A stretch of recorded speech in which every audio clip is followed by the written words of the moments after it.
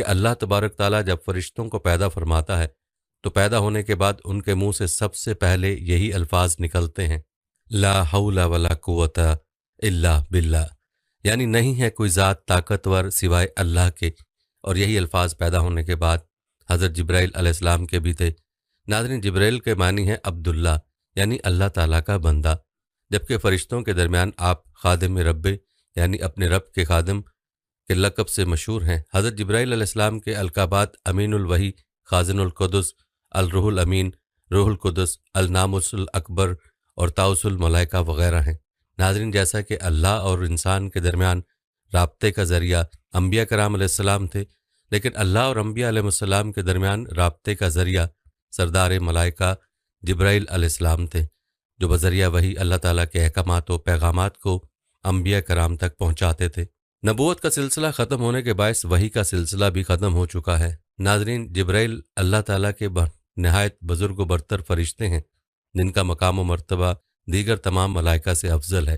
امام سیوطی رحمۃ اللہ علیہ فرماتے ہیں کہ فرشتے کا وجود عطا کردہ اور مقرر کردہ کام کے مطابق ہوتا ہے۔ جبرائیل علیہ السلام کے ذمے مقرر احکامات اور اعمال تمام گروہ ملائکہ میں سب سے عظیم ہے، چنانچہ ان کا وجود بھی تمام گروہ ملائکہ میں سب سے عظیم ہے۔ ان کے علاوہ خدائے بزرگ و برتر کے دیگر مقرب ملائکہ میں عزرائیل، میکائیل اور اسرافیل علیہ السلام کے نام شامل ہیں۔ حضرت سعید ابن مسیب رضی اللہ تعالیٰ عنہ روایت کرتے ہیں کہ جبرائیل علیہ السلام کی تخلیق ہوئی تو انہوں نے اقرار کیا کہ فرشتوں کے پاس اپنی کوئی طاقت نہیں۔ حضرت ابو ہریرہ رضی اللہ تعالیٰ عنہ بیان کرتے ہیں کہ رسول اکرم صلی اللہ علیہ وسلم نے ایک مرتبہ حضرت جبرائیل علیہ السلام سے دریافت فرمایا، اے جبرائیل، ذرا یہ تو بتاؤ تمہاری عمر کتنی ہے؟ حضرت جبرائیل علیہ السلام نے عرض کی، یا رسول اللہ صلی اللہ علیہ وسلم، مجھے اپنی عمر کا صحیح اندازہ تو نہیں ہے، لیکن اتنا یاد ہے کہ ساری کائنات کے پیدا ہونے سے پہلے اللہ تبارک تعالیٰ کے حجابات عظمت میں سے چوتھے پردے میں ایک ستارہ چمکا کرتا تھا، اور وہ ستارہ 70,000 سال کے بعد ایک مرتبہ چمکتا تھا، اور میں نے اپنی زندگی میں وہ ستارہ 72,000 مرتبہ دیکھا ہے۔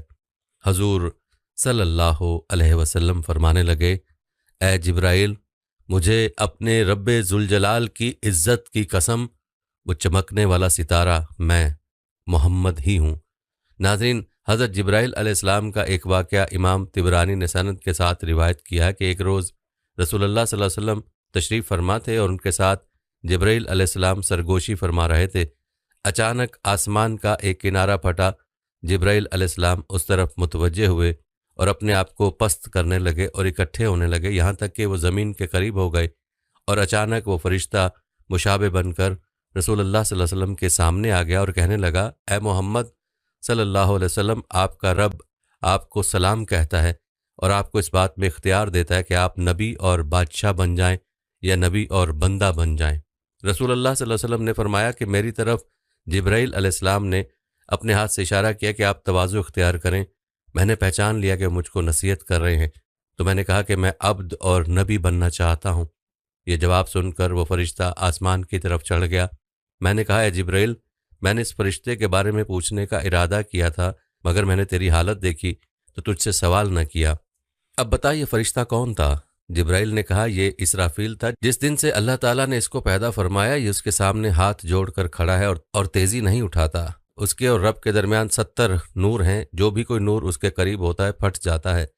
اس کے آگے لوح محفوظ ہے۔ جب اللہ تعالیٰ آسمان یا زمین میں کسی چیز کا حکم فرماتے ہیں تو یہ لوح اوپر اٹھ جاتی ہے، یہ اپنی پیشانی کو اٹھاتا ہے اور اس میں سے دیکھ لیتا ہے۔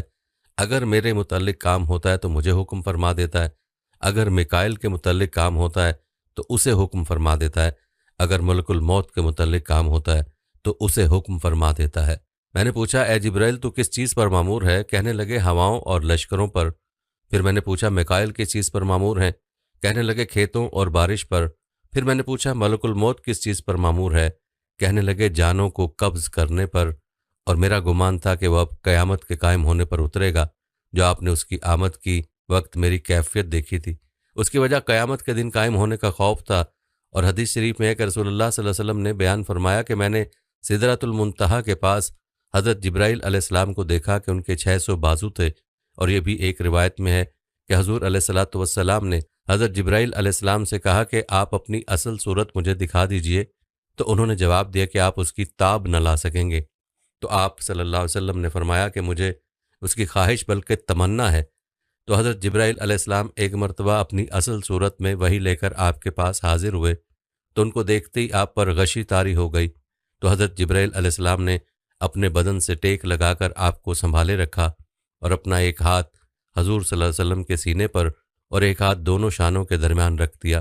جب آپ کو افاقہ ہوا تو حضرت جبرائیل علیہ السلام نے عرض کیا کہ یا رسول اللہ صلی اللہ علیہ وسلم، اگر آپ حضرت اسرافیل کو دیکھ لیتے تو آپ کا کیا حال ہوتا؟ ان کو تو اللہ تعالیٰ نے 12,000 بازو عطا فرمائے ہیں، اور ان کا ایک بازو مشرق میں ہے اور دوسرا بازو مغرب میں ہے، اور وہ عرش الہی کو اپنے کندھوں پر اٹھائے ہوئے ہیں۔ ناظرین، بحیثیت مسلمان ملائکہ پہ یقین رکھنا ہمارا ایمان کا حصہ ہے۔ ہر مسلمان اقرار کرتا ہے کہ وہ ایمان لایا ہے اللہ پر، اس کے فرشتوں پر اور اس کی کتابوں پہ اور اس کے رسولوں پہ، اور قیامت کے دن مرنے کے بعد پھر زندہ ہونے پہ اور تقدیر پہ کہ اس کی بھلائی اور برائی سب اللہ تعالیٰ کی طرف سے ہے۔